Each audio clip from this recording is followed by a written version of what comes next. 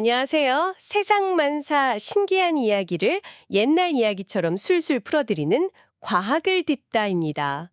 본격적인 이야기를 시작하기 전에 문득 궁금해지네요. 지금 우리 구독자께서는 따뜻한 아랫목에 계신가요? 아니면 볕 좋은 공원 벤치에 계신가요? 전국 팔도 어느 동네에서 이 방송을 듣고 계신지 댓글로 살짝 귀띔해 주시면 제가 그쪽을 향해 더 반갑게 인사를 올리겠습니다. 자, 그럼 오늘 이야기 보따리를 한번 풀어볼까요? 네, 선생님. 오늘 저희가 정성껏 준비한 이야기 보따리는요. 우리 어르신들께서 평생을 살아오시며 무수히 올려다보셨을 저 캄캄하고 아름다운 밤하늘, 그리고 우리가 영원히 닿을 수 없는 우주의 끝에 관한 참으로 신비로운 과학 이야기입니다. 오늘 우리가 깊이 있게 탐구해 볼 이 주제가 어찌 보면 그 천문학이라는 참으로 어렵고 딱딱한 학문처럼 느껴지실 수도 있겠습니다. 충분히 그러실 수 있죠. 네네. 하지만 찬찬히 귀 기울여 들어보시면 이게 단순히 멀고 먼 캄캄한 별나라 이야기가 아니라 결국 우리네 인생사, 사람 냄새 나는 정과 아주 깊게 맞닿아 있는 참 따뜻한 이야기라는 걸 아시게 될 겁니다. 그러면 우리 구독자님들께서 조금도 지루하시지 않게 아주 재미나고 정겨운 우리네 삶의 비유들로 가득 채워서 천천히 말씀드려보겠습니다. 조 선생님, 혹시 아주 오래전 어릴 적에 마당 한편에 모깃불 매캐하게 피워놓고 커다란 평상에 누워 까만 밤하늘을 올려다보신 기억이 있으신지요? 아이고, 잊을 수 없지요. 가마솥에 갓살만한 찰옥수수를 하모니카 불듯이 베어물면서 말입니다. 맞습니다. 그때 올려다보던 밤하늘에는 참 별이 무수히도 쏟아질 듯 많았습니다. 북두 칠성은 늘 그 자리에 변함없이 국자 모양으로 걸려 있었고요. 네, 은하수도 맑은 강물처럼 고요하게 하늘을 가로지르고 있었죠. 참으로 눈앞에 그려지듯 정겨운 풍경입니다. 그렇죠.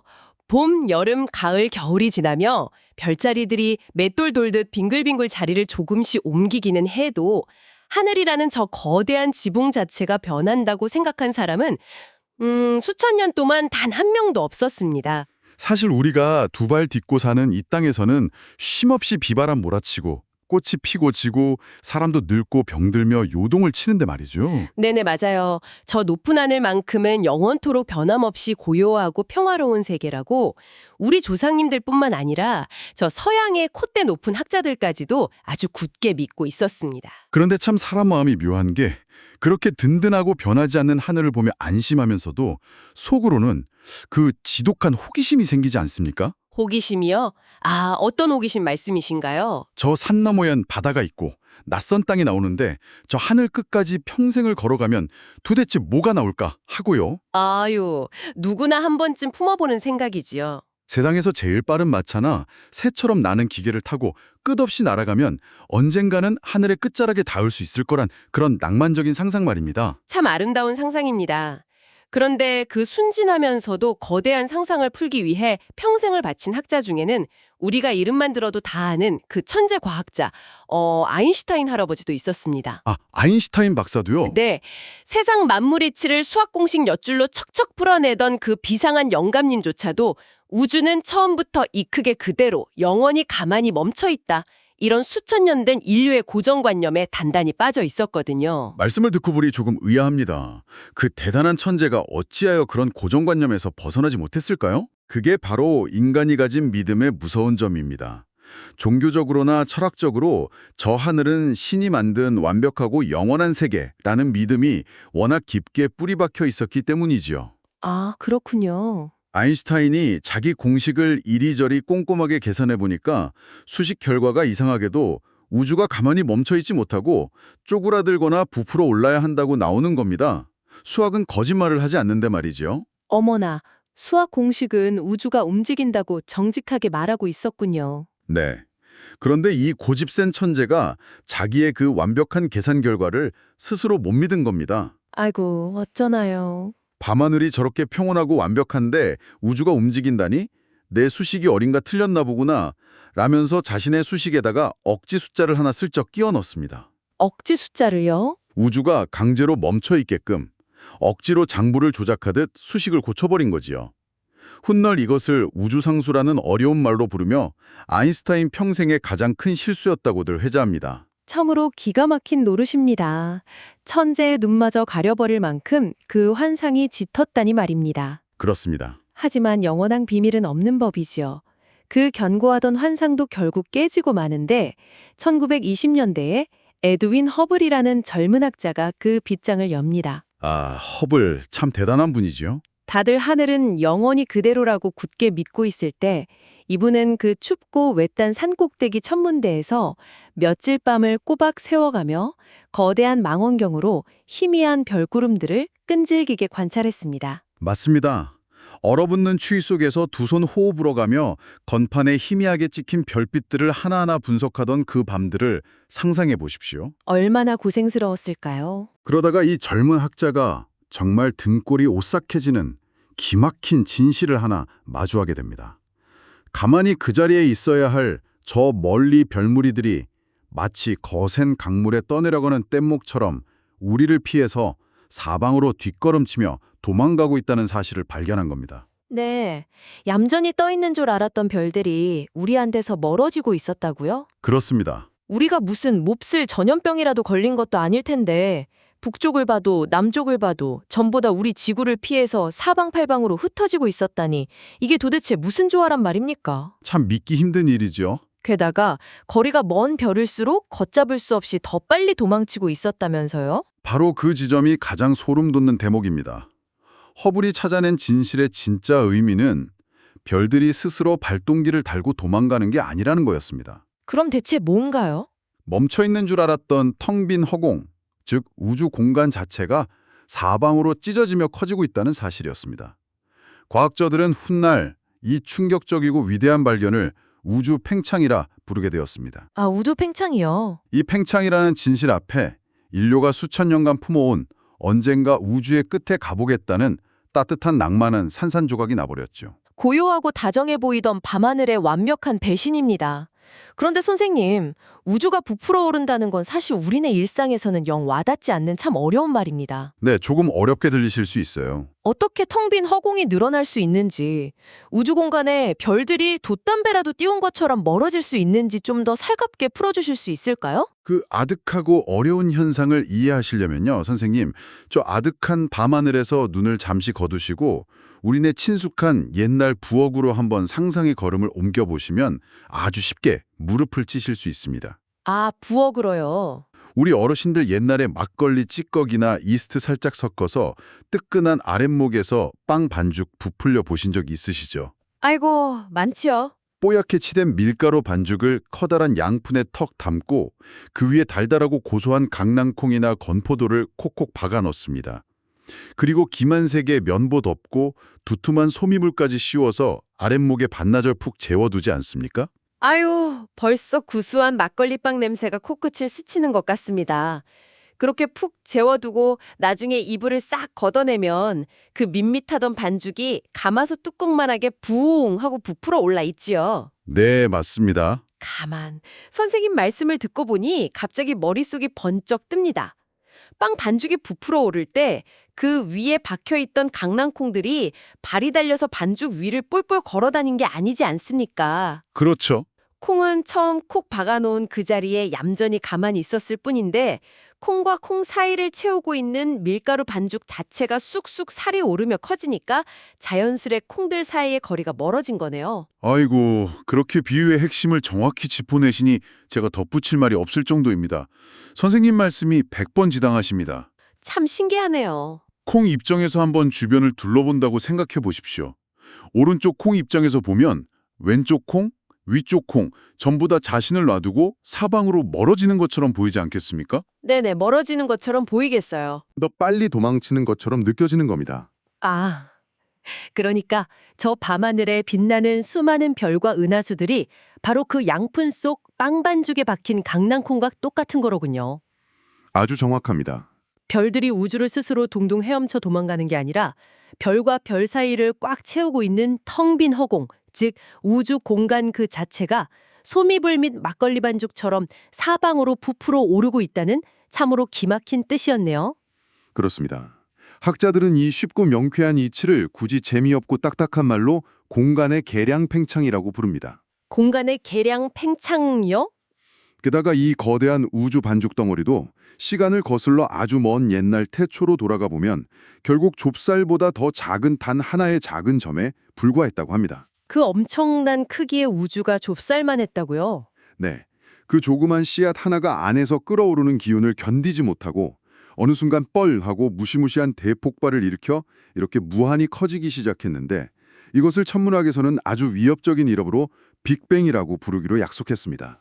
이야기를 듣다 보니 옛날 낭만적인 호기심이 다시 고개를 듭니다. 어떤 호기심이시죠? 우주가 밀가루 반죽처럼 늘어난다면 우리가 세상에서 제일 빠르고 튼튼한 로켓, 이름하여 거북선 1호를 만들어서 그 반죽의 끝자락을 향해 쉬지 않고 날아가면 결국 가장자리에 닿을 수 있지 않을까요? 우리 인류가 가장 간절히 바랐던 소망이기도 하죠. 하지만 안타깝게도 천재학자들마저 고개를 푹 숙일 수밖에 없는 참으로 씁쓸한 한계가 존재합니다. 한결하뇨. 빠른 게 무엇입니까? 눈 찌르듯 번쩍이는 번개불, 즉 빛 아닙니까? 아인슈타인 할아버지가 깨달은 우주의 절대 법률 하나가 있는데 아무리 빠르고 대단한 총알이나 로켓을 만들어도 절대 빛의 속도보다 빨리 달릴 수는 없다는 겁니다. 빛보다 빠를 수는 없군요. 네, 온 우주를 관통하는 고속도로 최고속도 제한 법칙인 셈이죠. 이것을 과학에서는 특수상대성 이론이라고 부릅니다. 알겠습니다. 물건이 빛보다 빠를 순 없다는 뜻이군요. 그래도 빛의 속도만큼 엄청나게 빠른 속도로 거북선 1호를 몰고 쉼없이 전진하다 보면 언젠간 그 끝에 닿아야 이치에 맞지 않습니까? 여기서 인류가 겪는 가장 거대한 절망이 드러납니다. 우리의 거북선 1호가 빛의 속도라는 규칙을 아무리 착실하게 잘 지켜서 내달려도 그 자동차가 달리고 있는 아스팔트 바닥 자체가 양쪽에서 억센 힘으로 잡아당기는 고무줄처럼 쫙쫙 늘어나고 있다는 게 문제입니다. 바닥 자체가 늘어난다고요? 심지어 이 공간이라는 바닥 자체가 늘어나는 데에는 아까 말씀드린 속도 제한 법규가 아예 적용조차 되지 않습니다. 빛보다 까마득히 빠른 속도로 늘어나 버리는 거죠. 아이고, 아무리 빛의 속도로 땀을 뻘뻘 흘리며 백보를 전진해도 우리가 딛고 있는 우주 공간이라는 도로 자체는 천보만부씩 훌쩍 길어져 우리를 비웃대 도망가 버린다는 뜻이군요. 네, 안타깝게도요. 왜 헬스장에 있는 뛴틀 기계, 그러니까 러닝머신이 내가 뛰는 속도보다 1000배, 1000배 빨리 뒤로 굴러간다고 상상하면 딱 맞겠습니다. 아무리 숨이 차게 뛰어도 제자리 걸음이거나 오히려 뒤로 쭉쭉 밀려나 버리겠네요. 아주 정확한 비유입니다. 도망가는 우주의 팽창 속도가 우리가 쫓아가는 발걸음보다 한참이나 더 빠르니 우리는 죽었다 깨어나도 우주의 진짜 끝자락에는 영원히 닿을 수 없습니다. 참 허무하네요. 그래서 콧대 높은 학자들도 결국 자신들의 한계를 겸허히 인정하며 우리가 영원히 갈 수 없고 볼 수도 없는 저 너머의 공간을 관측 불가능한 우주라고 체념 섞어 부르고 있습니다. 듣고 보니 왠지 뼈가 시리듯 등골이 오싹해집니다. 선생님, 그렇다면 아주 무서운 걱정거리가 하나 불현듯 떠오르는데요. 무슨 걱정이실까요? 공간이 그렇게 낡은 장판 찢어지듯이 사방으로 쩍쩍 무섭게 늘어난다면 지금 평상에 앉아 밤하늘을 올려다보고 있는 내 몸뚱아리도 양옆으로 쭉 찢어져야 하는 것 아닙니까? 그럴 수 있겠다고 생각하시겠군요. 우리가 살고 있는 이 거대한 지구 덩어리도 형체 없이 부서져서 가루가 되어야 정상이고요. 우리 어르신들께서 지금 쥐고 계신 따뜻한 찻잔도 그리고 평생 자식들 걷어먹이신 든든하고 굵은 두 손도 우주의 팽창 앞에서도 끄덕없이 멀쩡한 이유가 참으로 신비롭고 다행스럽죠. 정말 멀쩡한 이유가 따로 있나요? 번잡한 걱정은 잠시 내려놓으시고 새벽 물안개가 자욱하게 깔린 조용한 숲속으로 한번 상상의 걸음을 옮겨보겠습니다. 숲속 든든한 참나무 두 그루 사이에 거미줄이 널찍하고 촘촘하게 쳐져 있고 그 길목마다 밤새 내린 영롱한 아침 이슬방울들이 대롱대롱 매달려 있습니다. 네네. 참 고운 풍경이네요. 이 작은 이슬방울 하나하나 안에 우리 지구도 있고 사랑하는 사람들도 다 모여 살고 있다고 상상해 보십시오. 참으로 마음이 차분해지는 고요하고 예쁜 풍경입니다. 그런데 갑자기 산봉우리에서 거센 아침바람이 훅 하고 불어와서 두 참나무가 이리저리 흔들리며 멀어지고 거미줄 공간이 팽팽하게 늘어납니다. 우주의 공간이 찢어질 듯 당겨진 겁니다.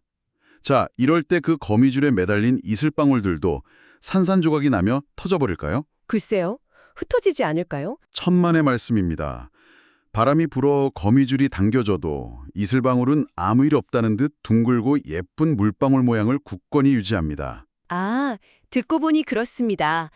물 알갱이들끼리 서로 우리 절대 떨어지지 말자 라며 손을 꽉 쥐고 뭉치려는 애착의 힘이 거미줄이 양 옆으로 무자비하게 잡아당기는 힘보다 훨씬 더 끈끈하고 강하기 때문이로군요. 맞습니다.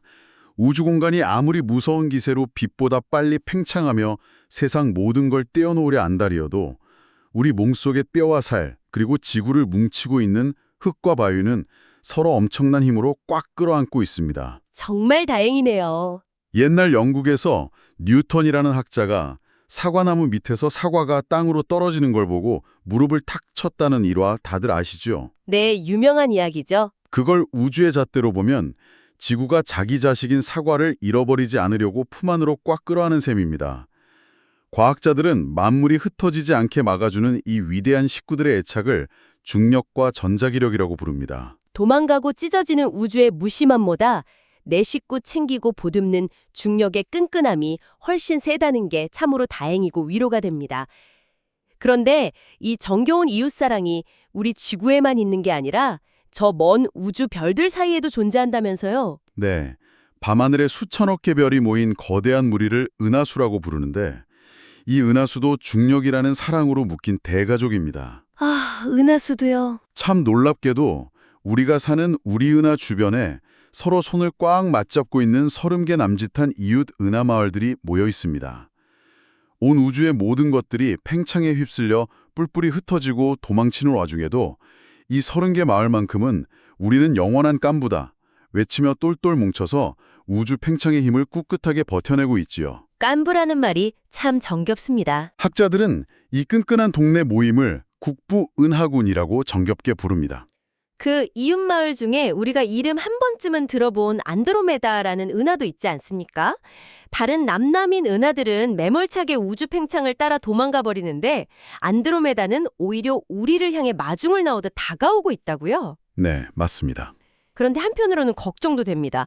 훗날 두 거대한 은하가 서로 만나면 당구장에서 당구공 부딪히듯 하늘에서 무시무시한 박치기 대형 사고가 나는 건 아닌가요?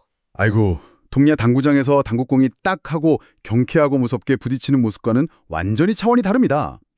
선생님, 우주 공간은 우리의 얄팍한 상상을 초월할 정도로 넓고 어마어마하게 텅 비어 있습니다. 얼마나 비어 있길래요? 별과 별 사이 거리가 얼마나 먼가 하면 서울에서 부산까지의 그 먼 거리에 콩알 딱 2개 덜렁 떨어뜨려 놓은 것보다 훨씬 멉니다. 콩알 2개요? 네. 그러니 두 은하가 마주치며 충돌하더라도 별들끼리 정면으로 쾅 하고 박치게 할 일은 기적에 가까울 정도로 희박합니다. 그저 한여름밤 냇가에서 반딧불이 두 무리가 스르륵 고요하고 평화롭게 서로를 엇갈려 지나가듯 두 은하가 텅 빈 공간을 유령처럼 부드럽게 통과하며 아름다운 춤사위를 벌이게 될 뿐입니다. 파국이나 끔찍한 파괴가 아니라 서로의 텅 빈 자리를 조용히 채워주며 둥근 보름달처럼 더 거대하고 아름다운 은하로 융합하는 거로군요. 무서운 우주 팽창 속에서도 우리를 지켜주는 건 결국 이웃과 서로를 끌어당기는 따뜻한 힘이라는 게 참 가슴을 뭉클하게 합니다. 하지만 선생님, 우리 동네 울터리를 조금만 벗어난 저 먼 우주의 상황을 들여다보면 참으로 쓸쓸하게 그지없습니다. 아, 밖은 다른가요? 온 우주를 통틀어 99.9%의 수많은 타약 은하들은 우리가 어찌해볼 새도 없이 우주 팽창의 거센 파도에 휩쓸려 무서운 속도로 영영 사라지고 있거든요. 아이고. 이 아득하고 소름 돋는 이별의 크기를 가늠해 보려면 빛이라는 특별한 잣대를 꺼내야 합니다. 빛이 얼마나 빠르냐 하면 우리가 눈 한번 깜빡할 새인 1초에 이 커다란 지구를 7바퀴 반이나 휙 돕니다. 서울에서 부산까지 KTX를 타고 수천 번을 왕복할 수 있는 경이로운 속도지요. 1초요? 네, 이 세상에서 제일 빠른 빛이 단 1초도 쉬지 않고 1년 내내 헉헉대며 달린 어마어마한 거리를 줄여서 천문학에서는 1광년이라고 부릅니다. 지구를 1초에 7바퀴 반이나 도는 빛이 무려 1년을 쉬지 않고 달려가야 겨우 1광년이군요. 우리 인생 100년도 참 길고 굽이굽이 사연이 많은데 그 속도로 달리는 우주의 시간은 참으로 아득합니다. 네, 그래서 우리가 툇마루에 앉아 밤하늘에서 무심코 바라보는 저 반짝이는 별빛은 사실 별들의 지금 현재 모습이 아닙니다. 현재 모습이 아니라고요? 수만 년, 길게는 수십억 년 전에 고향별을 출발해서 그 캄캄하고 추운 우주를 홀로 뚜벅뚜벅 걸어온 아주 오래된 편지를 우리가 이제야 받아보는 셈입니다. 아, 옛날 편지군요. 우주의 나이가 대략 138억 년이라고들 하는데 태초에 우주가 탄생하던 대폭발 때 생긴 첫 빛이 무려 138억 년 동안 단 한 번도 쉬지 않고 달려와서 오늘 밤 우리 지구의 할아버지 할머니들 눈앞에 닿은 겁니다. 아, 우주의 나이가 138억 년이고 첫 빛이 138억 년 동안 달려왔다면 우리가 볼 수 있는 우주의 끝도 딱 138억 광년 떨어져 있어야 앞뒤 계산이 들어맞는 것 아닙니까? 바로 거기서 또 한 관할 기막힌 반전이 숨어 있습니다. 아까 제가 솜잎을 덮어둔 빵 반죽처럼 공간 자체가 무섭게 부풀어 오른다고 말씀드렸죠? 네네, 기억납니다. 우편 배달부인 빛이 고향별을 출발해 138억 년이라는 억겁의 시간 동안 지구를 향해 걸어오는 사이 고향별이 그 자리에 의리 있게 서서 기다려주질 않았습니다.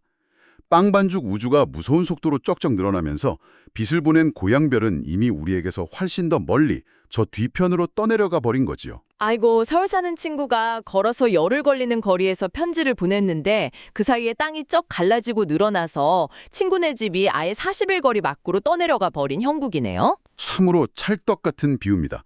현재 그 끄트머리 별들의 진짜 위치를 학자들이 정밀하게 계산해 보았더니 우리가 아는 138억 광년이 아니라 무려 465억 광년이나 뒤로 도망가 버린 상태였습니다. 465억 광년이요. 이 거대한 465억 광년이라는 반경 너머의 공간은 빛조차도 아직 우리에게 오지 못했고 공간이 너무 빨리 팽창하는 바람에 영원히 도착할 수도 없습니다. 인류가 아무리 길을 써도 볼 수 있는 극단적인 한계선이라 하여 이것을 관측 가능한 우주라고 부르죠. 그렇군요. 그런데 이보다 훨씬 더 무서운 건 지금 이 순간에도 이 한계선 바깥으로 도망쳐 나가는 별들의 속도입니다. 선생님, 혹시 동네에 구급차, 즉 앰뷸런스가 사이렌을 울리며 다가올 땐 엥 하고 소리가 날카롭고 높다가 내 앞을 지나쳐서 멀어질 때는 우웅 하고 소리가 낮게 축 늘어지는 걸 겪어보셨죠? 네, 그럼요. 구급차가 멀어지면 그 소리의 물결이 고무줄처럼 쭉 늘어나서 소리가 낮고 굵게 변하지요. 가만히 생각해보면 빛도 소리처럼 일렁이는 물결 모양으로 날아오지 않습니까? 우주 공간이 쭉쭉 늘어나며 별들이 도망가면 그 별이 내뿜는 빛의 물결도 구급차 소리처럼 고무줄 당기듯 쭉 늘어난다는 뜻이군요. 바로 그것이 핵심입니다. 도망가는 별에서 날아오는 빛은 우주 공간과 함께 고무줄처럼 한없이 늘어납니다. 빛이 늘어나면 우리가 보는 파란 빛이 점점 붉고 어두운 빛으로 변하다가 결국에는 너무 길게 늘어져서 우리 사람 눈에는 아예 보이지 않는 투명한 전파로 스르르 흩어져 버리고 맙니다. 아이고, 안타까워라. 눈앞에 버젓이 살아숨쉬는 별인데 팽창 때문에 시커먼 암흑으로 칠해져 지워져 버리는 이 슬프고도 기막힌 현상을 천문학에서는 적색편이라고 부릅니다. 이 거대한 우주에 있는 수천억 개의 은하 중 99.99%가 지금 이 순간에도 우리에게서 그렇게 투명해지며 보이지 않는 선 너머로 도망치고 있습니다. 버젓이 존재하는 별들이 흔적도 없이 투명해지며 영영 사라져버린다니 참으로 허망하기 짝이 없네요. 그럼 아주 까마득하게 먼 훗날의 미래에는 우리가 밤마다 올려다보는 이 하늘이 대체 어떤 무서운 모습으로 변해버린다는 겁니까? 지금으로부터 약 1500억 년쯤 뒤의 미래에는 끔찍하게도 캄캄해집니다. 우주 팽창에 맞서 우리랑 손꼭 잡고 깐부맺은 안드로메다 같은 이웃 은하들, 달랑 36개 동네만 우리 곁에 남습니다. 36개뿐이요? 그 외에 밤하늘을 수놓던 나머지 수천억 개 은하의 빛은 영원한 암흑 속으로 고무줄 끊어지듯 다 자취를 감추게 됩니다. 수천 가구가 모여 바글바글 정겹게 살던 불려선 같던 큰 마을에 다들 야반도주하듯 떠나버리고 딱 36가구만 외롭게 촛불을 켜고 남은 무섭고 쓸쓸한 풍경이죠. 1500억 년 뒤 우리의 까마득한 후손들은 밤하늘을 올려다봐도 캄캄한 암흑 속에 딱 36개 은하만 덩그러니 남은 걸 보며 살게 되겠군요. 네, 그래서 안타깝게도 먼 훗날의 후손들은 진실을 잃어버리게 될 겁니다. 그들은 옛날 기록에 우주가 커진다거나 무시무시한 대폭발이 있었다는 건 다 옛사람들의 엉터리 거짓말이고 이 우주는 원래부터 우리 조그만 동네 36개가 전부인 아주 작고 고요한 곳이다 라고 완벽히 속고 살게 될 겁니다. 정말 지식이 또 끊어지는 거네요. 우주가 자신의 진짜 크고 장엄한 모습을 팽창이라는 마술로 완벽히 숨겨버리는 거대한 지식의 단절이죠. 과학자들은 이 빛이 더 이상 닿지 않고 진실이 끊어지는 깜깜한 장벽을 우주 사건의 지평선이라고 무겁게 부릅니다. 우주의 무자비하고 압부절인 이별 앞에서 인간이라는 존재가 참으로 작게만 느껴집니다. 네, 저 멀리 빛보다 빠른 속도로 수많은 별이 다 매몰차게 도망가 버리고 결국 영원한 암흑만이 남는다니 참 마음 한구석이 헛하고 쓸쓸해지는 기분을 감출 수가 없습니다. 거대한 우주 앞에서 먼지보다 작은 우리 인생이 한없이 초라하게 느껴지기도 하고요. 그러실 수 있죠. 하지만 선생님, 이 차갑고 고립된 우주의 진실을 가만히 뒤집어 보면 그 속에 황혼을 맞이하신 우리 어르신들의 인생을 향한 참 눈부시고 따뜻한 위로가 숨어 있지 않습니까? 그렇습니다. 마음 무겁게만 생각하실 일이 절대 아닙니다. 먼저 우리가 무수히 많은 반짝이는 별빛과 멀어져 도망가는 별들의 뒷모습이라도 온전히 두 눈으로 볼 수 있다는 게 얼마나 엄청난 축복인지 생각해 보시면 좋겠습니다. 아, 우리가 보는 이 밤하늘이 축복이군요. 까마득한 미래의 후손들은 캄캄한 단절과 암흑 속에 살겠지만 지금 우리는 수천억 개 은하수가 밤하늘에 보석처럼 박혀있고 138억 년 전 태초의 위대한 빛이 아직도 메아리처럼 남아있는 우주의 제일 아름다운 황금기에 살고 있습니다. 굳이 연극에 비유하자면 가장 잘 보이는 VIP석에 앉아있는 아주 운 좋은 세대지요. VIP석이라니 참 기분이 좋습니다. 내가 평생 올려다본 밤하늘이 우주의 제일 찬란하고 벅찬 봄날이었구나 하고 넉넉한 마음으로 누리시면 좋겠습니다. 아, 정말 그러네요. 우리가 우주의 가장 좋은 시절을 두 눈에 가득 담고 가는 복받은 사람들이군요.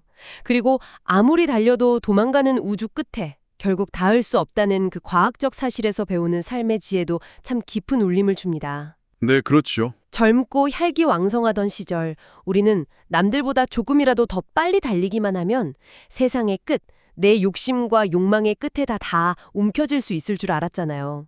하지만 힘겹게 산 하나를 넘으면 더 높고 험한 산이 도망가듯 뒤로 물러서며 완벽한 끝은 절대 내어주지 않았지요. 맞습니다. 서양의 훌륭한 학자들도 아무리 발버둥 쳐도 우주 끝에 못 간다는 사실을 알았을 때 망원경을 부수며 잘망하지 않았습니다. 아, 내 힘으로 닿지 못하는 분명한 한계가 있구나 하고 자연의 섭리를 겸허히 인정했죠. 참으로 지혜롭네요. 그리고는 그 허황된 욕심을 내려놓고 지금 당장 내 눈앞에 닿을 수 있고 보듬을 수 있는 우주를 더 깊이 아끼기 시작했습니다. 우리 어르신들의 인생도 마찬가지 아닐까 싶습니다. 내가 어찌할 수 없는 세상의 도도한 흐름이나 되돌릴 수 없는 과거의 아쉬움에 까치발을 들며 애태우지 않고 그 집착을 내려놓을 때 비로소 내 발밑에 곱고 강인하게 피어난 들꽃의 아름다움이 눈에 들어오는 법이니까요. 그리고 제가 생각하는 가장 크고 다정한 세 번째 위로는 모든 것이 멀어져가는 그 캄캄한 우주에서도 끝까지 내 곁에 남아주는 36개의 동네 은하입니다.